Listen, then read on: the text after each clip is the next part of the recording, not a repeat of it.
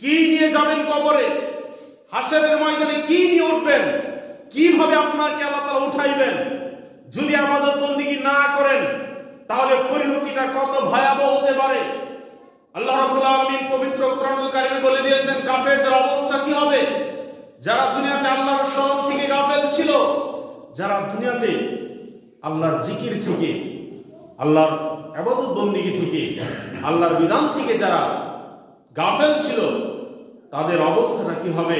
আল্লাহ রাব্বুল আলামিন কোরআনুল কারীম সূরা তাহা 20 নম্বর সূরার 124 নম্বর আয়াতে বলছেন, ওয়ামান আ'রাদা আন যিকরি, যারা আমার স্মরণ থেকে গাফেল ছিল, ফাইন্না লাহু মাঈশাতান দানকা ওয়া নাহশুরুহু ইয়াওমাল কিয়ামাতি আমা, আমি তাদের জন্য তাদের জীবন জীবিকা নির্বাহকে সংকোচন করে দেব।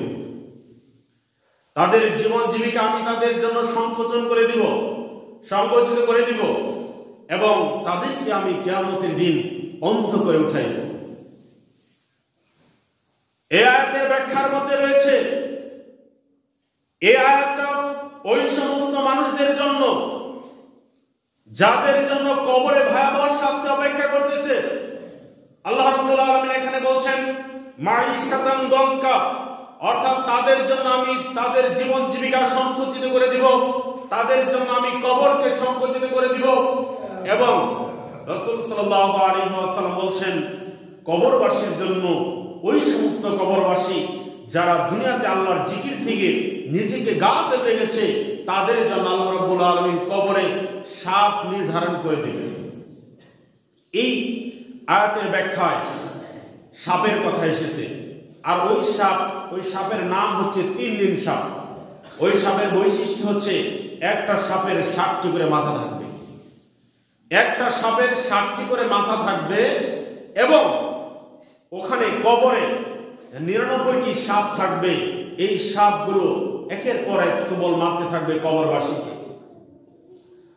আল্লাহ রাব্বুল আলামিন বলছেন ওয়া নাহশুরুহু ইয়াওমাল কিয়ামাতি আমা, এবং আমি ওই সমস্ত জালেমদেরকে, ওই সমস্ত গাফেলদেরকে যারা আল্লাহর জিকির থেকে নিজেকে বিরত রেখেছে, আল্লাহর স্মরণ, আল্লাহকে যারা মেনে চলেনি, আল্লাহকে যারা স্মরণ করেনি, তাদেরকে আমি কিয়ামতের দিন অন্ধ করে উঠাইব।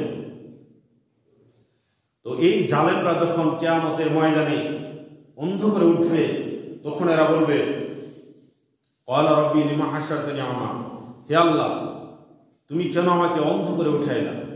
ওয়াকাদ কুনতু বাসীরা, আমি তো দুনিয়াতে চক্ষুষ্মান ছিলাম, আমি তো দুনিয়াতে চোখে দেখতে পেতাম, দুনিয়াতে তো আমার দৃষ্টিশক্তি ভালো ছিল, আজকে কেন আমাকে অন্ধ করে উঠাইলি। তখন আল্লাহ রাব্বুল আলামিন বলবেন ক্বালা কাযালিকা আতাতকা আয়াতুনা ফানাসিতাহা ওয়া কাযালিকা আল-ইয়াওমা তুনসা, তোমার সামনে যখন দুনিয়াতে আমার নিদর্শনাবলী বলা হতো, আমার ইবাদত বন্দেগীর কথা বলা হতো, তখন তোমরা সেইগুলো থেকে তোমরা মুখ ফিরিয়ে নিয়েছো, তোমরা ভুলে গিয়েছিলে সেইগুলো। এই জন্য আজকে তোমাদেরকে আমি জাহান্নামে ফেলে রাখবো, তোমাদেরকে আর মুক্তি দেওয়া হবে না। আল্লাহ রাব্বুল আলামিন কোরআনুল কারীমে বলছেন ওয়ালা ইয়াসআলু হামিমুন হামিমা, কিয়ামতের ময়দানে মানুষ একজন বন্ধু আরেকজন বন্ধুর অন্তরঙ্গ বন্ধু যারা ছিল, যাদের মধ্যে বন্ধুত্ব ছিল অন্তরঙ্গ, এমন বন্ধুত্ব যে একজন বন্ধুর জন্য আরেকজন বন্ধু জীবন দিয়ে দিতে পারে। আল্লাহ রাব্বুল আলামিন বলছেন ওয়ালা ইয়াসআলু হামিমুন, হামিমুন শব্দের অর্থ হচ্ছে অন্তরের বন্ধু, অন্তরঙ্গ বন্ধু। আল্লাহ রাব্বুল আলামিন বলছেন ওয়ালা ইয়াসআলু হামিমুন হামিমা, সেই দিন এক অন্তরঙ্গ বন্ধু আরেক বন্ধুকে কিছুই জিজ্ঞাসাবাদ করবে না। অবস্থাটা কি হবে কিয়ামতের দিন, কি অবস্থা হবে সেই দিন।